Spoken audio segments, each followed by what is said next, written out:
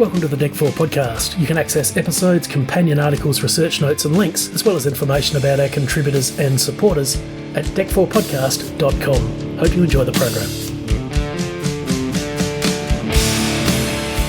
The announcement's been made, and of course we need someone to steer the project. The gentleman brought in Marty Pasetta as producer-director.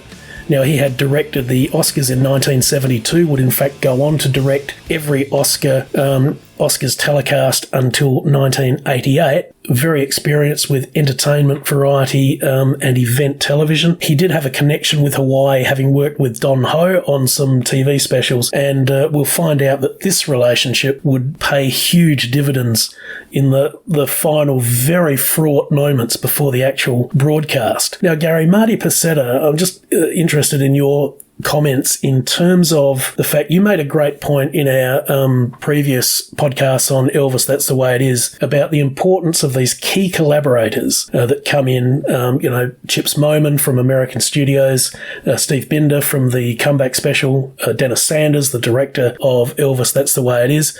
These guys are, very good in their own field. They're confident, they're tough, they don't compromise. And the collaboration in all of these cases came up really with something, quite remarkable. And would it be fair to say, do you think, that Marty Pasetta would actually fall into this category? Absolutely. And I'm thinking professional integrity. I'm thinking these guys, the names you mentioned, are some of the coolest players in Elvis world, because they don't necessarily ride for the brand or play for the badge. They're professionals that work in the business, and they have their own thing. They have their own thing going on. They have their own careers going on. They've had lots of success with other artists other than Elvis and the Colonel, thank you very much. I mean, Chips Moman is a great example. Maybe one of the first. There might have been some film directors who fit into this category. But Marty Pasetta, think about the Bing Crosby specials I learned about. He did a dozen of them. And we can argue the comparisons, but I'm not sure if there's a bigger cultural, historical figure in 20th century entertainment than Bing Crosby. And who does he call 15 times, whatever it was? Marty Pasetta. So he's worked with everybody in the business, Frank Sinatra, Bing Crosby, everybody but the Beatles, I guess, really. So here's a guy that doesn't want to dance to the tune, doesn't want to do what Colonel wants, or even what Elvis wants, really. They have a vision. They're professionals. And guess what? When this episode of their lives wrap, they have to go back into the business with their integrity intact. They have to get another job. They have to get the next job. They have to continue to work at the highest level in entertainment. And they don't want that on their CV. Oh yeah, he did that with Elvis, but gosh, he really catered to them and it's not really a good product. He took Elvis to a different level. He challenged him.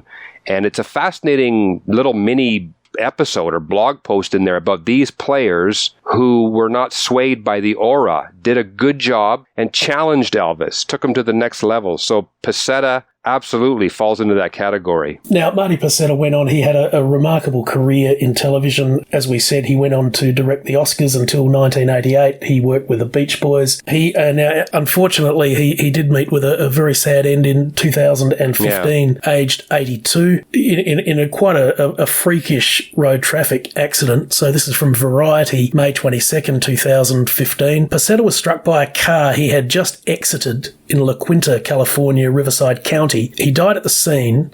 The driver had stopped his vehicle to drop off Pasetta and another passenger, according to the Sheriff's Department. The driver went to exit the vehicle but accidentally left the car's transmission engaged, causing him to crash into his passengers. Marty Pasetta was killed, sadly, and the other passenger was seriously injured, and I gather the driver was arrested for drunk driving. So I guess any end is sad, but that is a particularly sad end for Marty Pasetta, unfortunately. Yeah, that's a tough way to go. The guy, works hard all his life, makes it to 82, and ends up dying in such a freakish, sad, senseless, avoidable way. So that is a shame for Marty. So Marty Pasetta is brought in, and he was not initially told who would be the star of the program. He was asked if he would like to produce and direct the first entertainment global satellite broadcast? He, of course, said yes. And he really didn't find out who he was going to be working with until November. And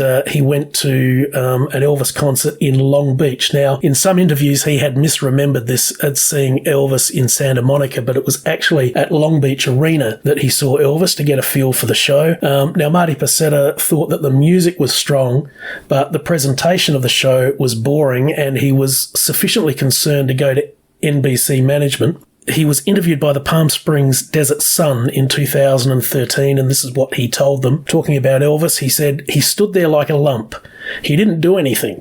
I went back to NBC and said, 'Hey guys, what am I going to do with this guy? It doesn't look like he's going to move.'" And the management apparently replied, "That's your problem." Now, we should also just mention, Gary, that in other interviews, Marty Pasetta's language has been a little bit softer. For instance, where in the Palm Springs Desert Sun, he's quoted as saying that's your problem, or the management is quoted as saying that's your problem. In other interviews in the same context, he said that he was just granted freedom to do whatever he wanted to do. So his language has been a little bit softer in some other interviews. But then, of course, he meets with the Colonel Parker, and that was not an easy meeting because Marty Pasetta had worked on staging designs and lighting, and the Colonel fairly robustly rejected all of these ideas. Marty Pasetta then, not to be dissuaded, asked to be, to meet Elvis personally and put these concepts to him, which he did. Now, Gary, there was a famous meeting involving the Memphis Mafia, sunglasses inside, guns on the table, quite literally, and a happy ending. Can you perhaps talk us through this meeting?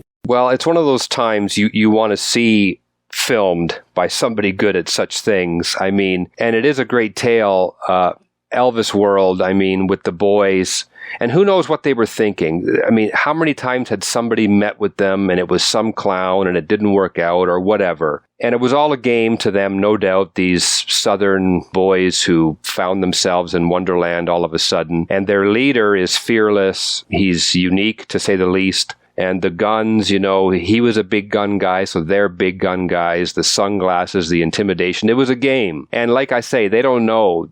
They're probably assuming, oh, here we go again, somebody. But when Marty ends up not being one of those, when Marty ends up challenging Elvis, it was fascinating, and it'd be great to see that. Marty was blunt with Elvis and said, "Look, man, I mean, you need to lose weight. I need to know that I'm working with somebody who's into it, who's dynamic and ready to perform, because this is going to be historic."